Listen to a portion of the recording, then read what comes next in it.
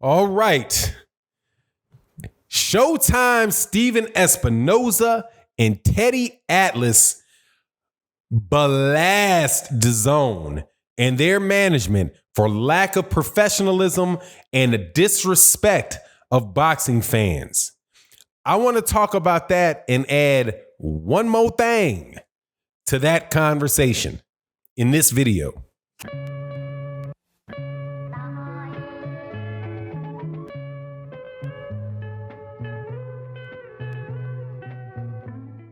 All right, welcome back to the channel, subscribers. If you are not subscribed, please subscribe and hit the bell icon so you can be notified of when we release more videos.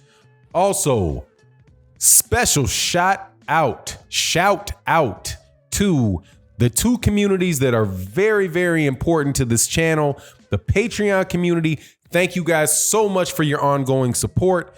And my live stream community, you guys are the best. You make this channel so worth having.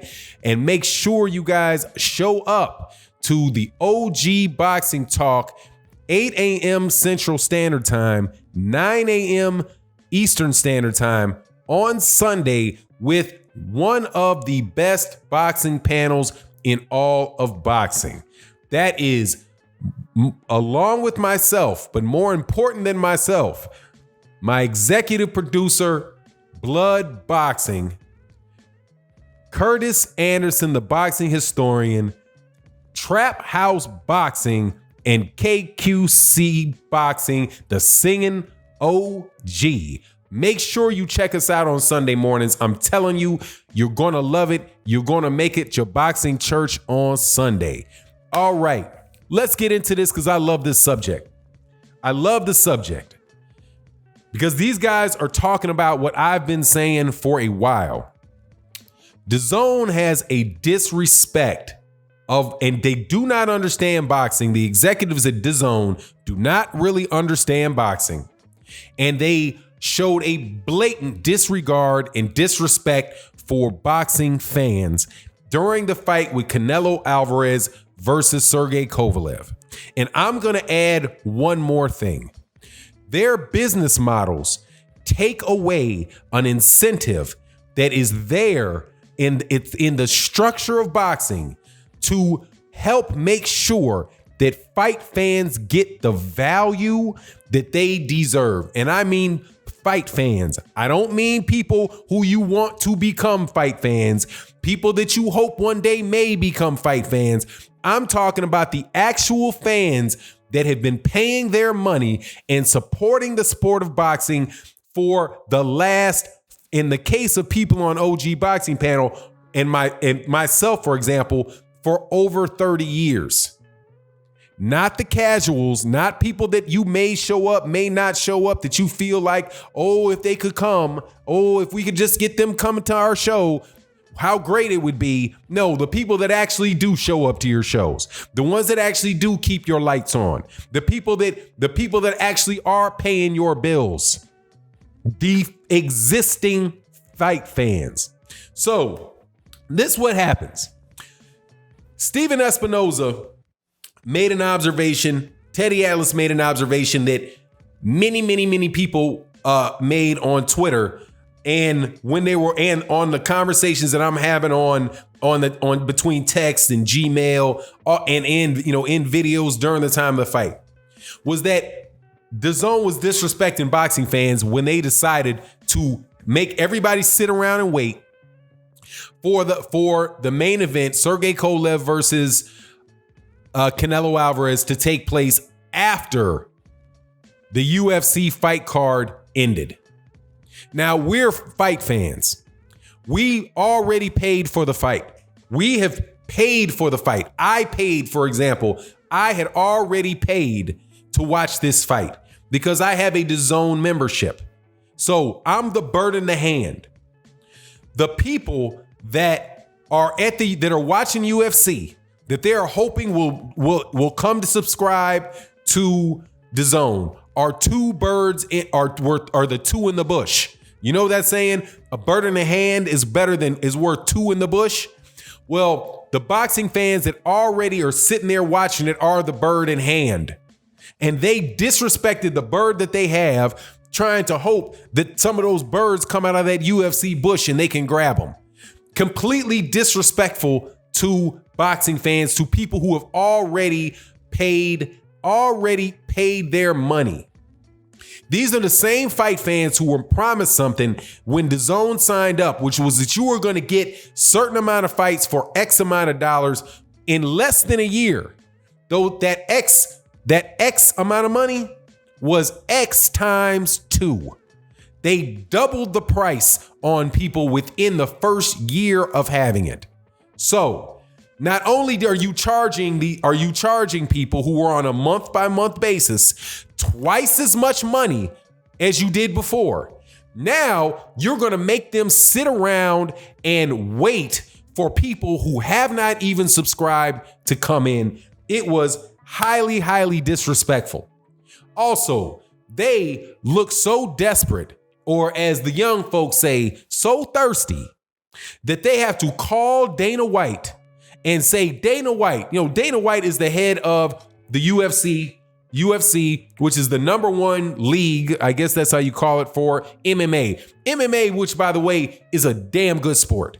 Okay. In a prior video, I called them a bunch of wrestlers. I want to make sure in this video that I give those guys due respect.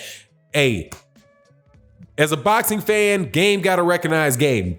Boxing is a terrific sport. MMA is a very, very entertaining combat sport. I've grown to appreciate it more and more. It's just that I'm such a boxing fan that I refuse to give an inch to people that talk a lot of smack about boxing. You know how it is. Anyway, they have to go to Dazn. Dazn has to basically beg Dana White to please let us show your MMA to our boxing fans. And we promise that we will not go anywhere until you get done. Well, Teddy Atlas called it out. Stephen Espinoza calls it out because there is something that is a loosely referred phrase called the fraternity of boxing. Okay. We all are part of the greater boxing community. Not everybody's a boxer, right? Boxers aren't trainers, or, there's boxers, there's trainers, there's promoters, there's managers, there's the press, there's the fans.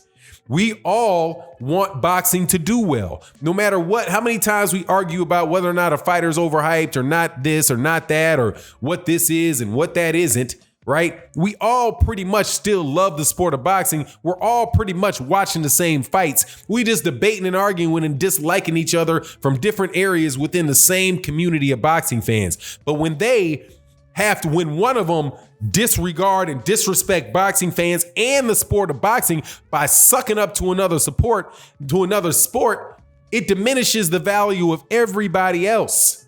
And that was irresponsible to the boxing community on the part of Dazn. That's my beef. Now here, let me add one more thing, just because I want to kick a dog while he's down. Okay, I'm like that. I can be petty, but I'm telling you the truth here too. Probably a bigger problem than what they did, what Stephen Espinoza is pointing out, what Teddy Atlas is pointing out, what a bunch of other people are pointing out, is their approach to making fights. Their idea that they're going to take away pay-per-view and they are going to pay a certain set of money and basically make boxing a cost center for that application. And by cost center, I mean that they are spending more money than they're making on the fights. Now, I'm not saying they're paying fighters too much money. Or anything like that. I'm not saying that. I want to be very clear and precise with what I'm saying. They are okay with losing money on fights as a business model. Therefore, they make whatever fights that they want to see, and those fighters are beholden to the network exclusively for their financial incentive to fight.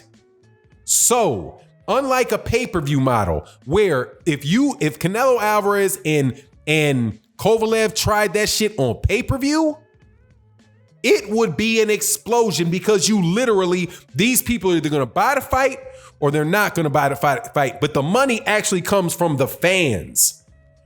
actually come from the fans. The network that is airing it has some initial upfront costs with paying the fighters guarantees, fronting money for whatever type of promotion they have. But after everything is counted, they have an incentive to make a fight that fight fans want to see, because if they don't, they lose their shirt.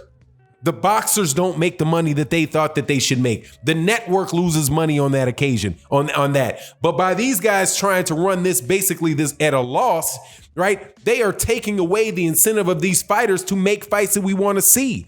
If Canelo Alvarez had to actually go to pay-per-view to make a significant amount of money, then he would be more inclined to fight fighters that fight fans want to see him fight, and not do this nonsense that they just did with Sergey Kovalev and fight a fight that nobody was asking for, nobody was interested in, that they know nobody was interested in, because they were so not interested that they knew ahead of time that they couldn't even put the fight on against counter-program Nate Diaz.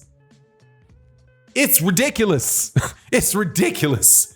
Anyway, I just wanted to say that it's just nonsense. I'm not going to go so far as saying Dazn is bad for boxing, because there's some fights on that I get to see that I like. I'm looking forward to the Nonito Donaire. I believe that Monster Anyway is going to be on Dazn with the World Boxing Super Series, but I got a video coming up about that as well. Make sure you check that out. And with that, I'm out. Peace.